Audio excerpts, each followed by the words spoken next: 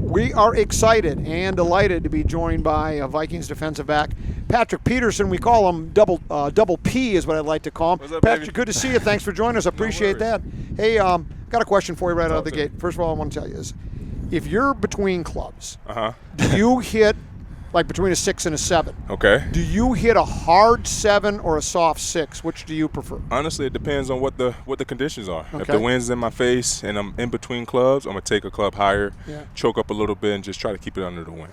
There was a former talk show host in town who used to share an hour with me every Friday till he passed away.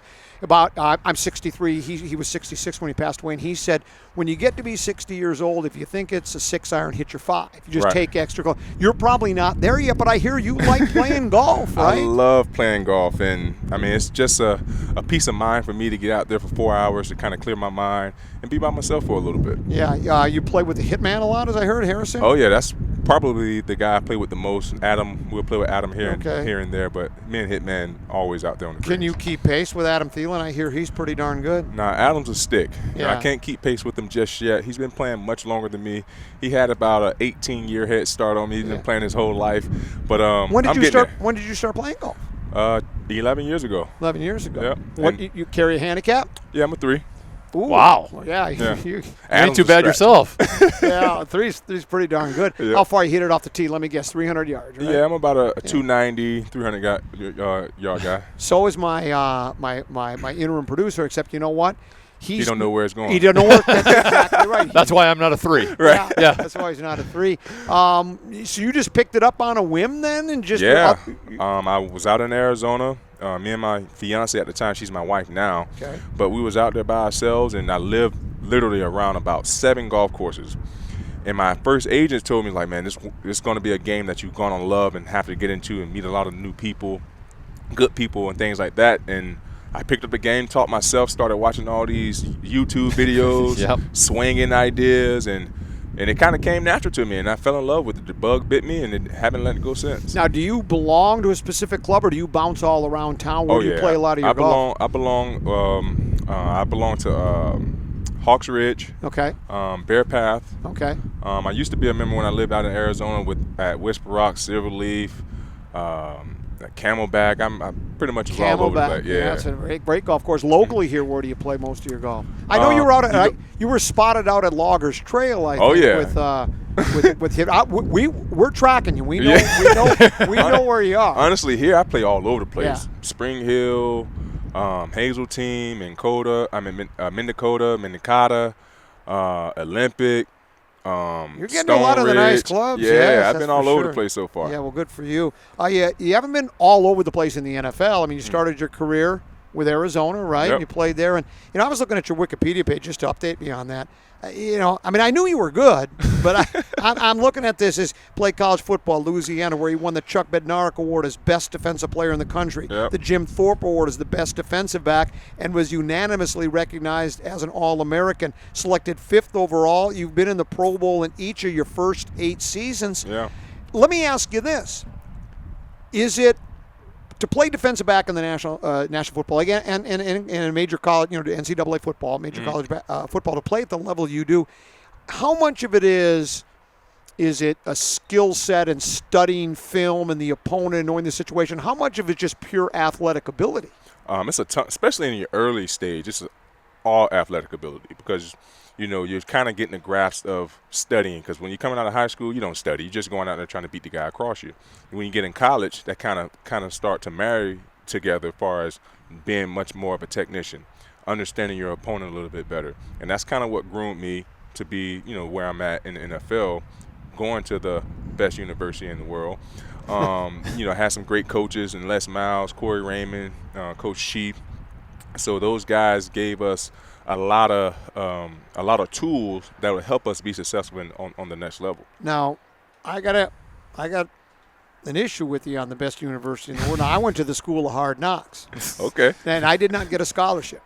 I had to pay my way, and it was so long ago that tuition back then was a pound of flesh and a pint of blood, and now it's an arm and a leg. Right. So it's gone up. So you don't want to go to the school of hard knocks because No. it's hard to play defensive back without an arm or a leg. Right. Were you always a defensive back right away from the very beginning? I suppose my guess is when you're playing Pop Warner and stuff, you're probably, because you're an athlete, you're playing a little quarterback too. Oh, yeah. Remember me? Yeah, I was all over the place in high school as well. You know, I didn't honestly start focusing on cornerback until my senior year in high school. You know, I was, like you said, the best athlete on the team, so I played quarterback, running back, tight end. I was a kicker. I was a punter. I was everything. You know, I couldn't come off the field. So going into my senior year, school started recruiting me as a DB, and my dad was like, I think that would be the position for you because you're very natural at it, and you'll last longer versus you being the guy who's getting hit. You can be the guy who's delivering the hit. Right. And you can last a little bit longer that way. Did you find that it came easy to you or not, or is it the old, no, I have to work really hard at this, or because you're a natural athlete, you know, some of it just came naturally? Yeah, honestly, it came very easy to me. And credit to my dad because my dad, even growing up, my dad wanted me to learn every position on the football field because we didn't know what I'll end up being, you know, later on in life. And, you know, I thank my dad for that to this day because playing receivers, I kind of understand how receivers want to eat up DB cushion, how the different stems and things like that. And I think that's why it came easy to me because I understood what the receiver was trying to do to the DB. We're talking to Patrick Peterson, defensive back for the soon-to-be big game world champion Minnesota Vikings. I remember there was a quote from you when you re-signed a new deal. You said it wasn't the massive deals that a lot of these guys said. You go, well, I know where I am in my career now, and I've made good money. I'm set. But you're willing to say, I know I'm not going to fight over it. It's good money, got a chance to win, so you're pretty comfortable with where you are in your career right now. Oh, yeah, I'm very comfortable where I'm at in my career. At this stage, you know, I believe I achieve all my personal goals, being a Pro Bowler, being a All-Pro, you know, being in playoff games. But now the ultimate goal now for me is to win a championship. And coming here, it wasn't about the money. It was about, you know, giving something that's respectable and come out here and just give my talents to you guys so I can, you know, help propel this team to getting into the championship game. Do you think this team has the talent as it currently sits right now to get to the championship game? No doubt about it. Now, it's just going to come down to us. We have the talent. We had the talent last year as well. We just have to go out there and prove it to the world, and not only prove it to the world, but prove it to ourselves that we are capable of going out there and winning ball games and being a world champion. Do you find yourself a mentor out here, too, now being a little long in the tooth? I mean, you're only 32, I think, yet it's like you're an old man in football. And you got young guys here, like we've got Scene and Booth, these new guys here. Do you take them under your wing a little bit? Do they gravitate to you for that? Oh, yeah, they definitely gravitate to it because the thing I tell these guys, you know, all the time, you know, now that you're in the big leagues, now that you made it, it's going to be times to where you're going to find yourself not working at your craft because we're in the classroom all day. When we come out here, we're working on the schemes. So you have to find time on your own and being a professional to work at your technique because sometimes those are things that get lost with these young guys, you know, want to continue to rely on the athletic ability. You know, you have to have the smarts and you have to have great technique to be able to help you prevail through downs. Do you find that practicing, you know, here at camp and then during, you know, the regular season practice stuff, practicing against Adam Thielen, covering Adam Thielen and Justin Jefferson, I got to think that keeps you sharp and on your toes because those guys are two of the best. Yeah, and that's what helped me stay on my game when I was in Arizona with Larry. He was one of the best for a very long time. Coming here to Minnesota now, being able to work with Justin and being able to work with Adam, those guys just make the games that much easier for me because I'm working against world-class, top-tier receivers every single day. You've been guarding top-tier world-class receivers your entire career. How good can Justin Jefferson be? Has he just scratched the surface? Has he hit the ceiling already? How good can he be? Nah, he haven't hit this ceiling yet. He's scratching the surface for sure, but he hasn't hit his ceiling just yet. I believe this is going to be a really, really big season for him. I'm excited for him, and you can just see how he continues to gradually improve in some area. And this year, I'm gonna say he's gonna improve on yards after the catch. I think that's going to be very, very big for him, and he has the opportunity to be a triple threat. When you in the years you played pro football, are there couple of receivers, you know, not to diss on any other guys, but there are some you go, this guy, when I knew I had him, I had to do my homework, and I was going to be in for a long, the old bring your lunch bucket because this guy's going to give me I mean, you know, I've been in the league for 12 years, so I had the opportunity to go against Andre Johnson, Calvin Johnson, Julio Jones, A.J. Green, DeAndre Hopkins.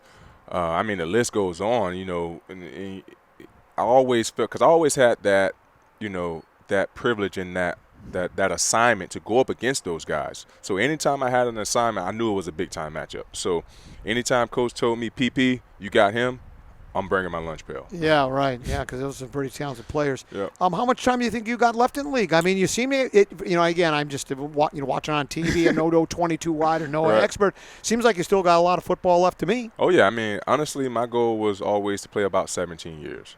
So I think the body feels – well, I know the body feels great, and I think I can get 5 more out of it. Yeah. What? I wanted to back up just a second. For you, is there certain things you do as a defensive back that set you apart, or maybe to phrase it better, what are the keys to being a really good defensive back? And we talked about athletic ability and studying film, but is it like instincts or not afraid of the contact, or what is it? I think it's definitely instincts and not being afraid to fail. It's going to be times where guys have big games. It's going to be times where guys make catches on you. You have to know how to prevail from that. You have to learn how to move on from that. With most young guys, when big plays happen on them, they let that linger on to the next series. And you can't have that happen. You got to have a very short memory at this position, because at the end of the day, these quarterbacks are good enough to put the ball in any place that they want to put it.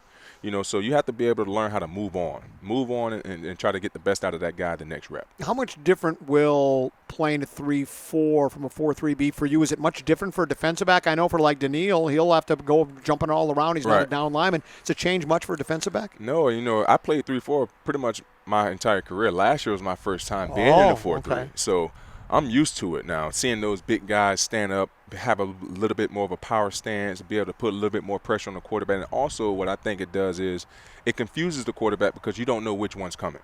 And I think that that's going to add a different element to this defense and help us get more hands on balls. Henry, you got a question? I know when you signed last year, you kind of had the comments that were basically like, I have a lot of respect for Mike Zimmer as a kind of a defensive backs, kind of cornerback whisperer, and he was a big draw for you. How accurate was that he was kind of a draw for you? And then with him not being here this year, what made you want to come back here? The atmosphere, the energy in the building, the people that work here. You can tell that they just genuinely care about football. And that's what I want to be around. Obviously, sadly enough, Zim is not here, but we got another great coaching staff in there. And I know Coach Ed Donatel from when he was in Seattle. He recruited me when I was coming out of college into the league, because he was with Seattle. So I have a great relationship with him as well. And also playing against Kevin for the last, my last 4 years in Arizona, didn't have a good relationship with him, but he had the opportunity to study me and going up against me when I was in Arizona. So, he was one of those guys that, that wouldn't mind having me back as well. So I thought it was going to be an easy fit because, like I said, the people in this building, these facilities is world class. It was hard not to have this place on the top of the list. I know we're very early on in off-season type stuff, but take away the first 2 wide receivers of Justin Jefferson and Thielen. After that, is there anyone that's kind of caught your eye a little bit? A young guy that's like, man, he's kind of made a step up this year. Oh, yeah, Amir and KJ. You saw probably after the Carolina game, I think that was like week 7-ish, you start to see KJ get into his zone, start to get put into the offensive scheme a little bit more. And he's taken huge strides thus far throughout minicamp, OTAs, and now we're in training camp. I'm going to be more than excited to see what he has to offer this season as well. Devontae Adams gone out of the division. That's kind of nice, right? Hell of a wide receiver, right? I mean, oh yeah, he was definitely the best receiver in this division last year. But I think Justin's going to take that crown and keep it for a while. Do you I want to ask you, is there a lot of trash talking that goes around with wide receivers and defensive backs? Do you talk much to them? Do they talk to you? Or is it pretty much you just keep to yourself and do your thing? If they push the button, I'm just not going to be a mouse and not right. just hush up. But if they push I'm not a real big trash talking type of guy. Yeah. But if a guy brings the noise, I'm definitely going to give it back to him. Yeah, well, you can talk trash on your podcast now, right? Yeah, you do a podcast. Yep, I do. All things covered. You're gonna be taking our job someday, then? Is that the goal? After you're done with your career, what do you want to do? Let me guess, you want to be a pro golfer. You and Thielen are going to try to get on tour. That's the goal. Now, now that they have this Live Tour, my goodness, I'm trying to jump on that thing. Well, as a matter of fact, if Greg Norman and Tour 54 called you right now, would you pick up the phone? Yeah, I pick up the phone. You damn right I pick up the phone. It's pretty good money. Patrick, thanks for joining us. We do appreciate that. No Good luck to you in the rest of the season, your career here, and we do appreciate it. All right, no problem. Let's go. You bet. Patrick Peterson, defensive back, soon to be big game world champion, Minnesota Vikings. We're at TCO Performance Center. We also call it the New Winter Park. Back with more after this right here on The Fan.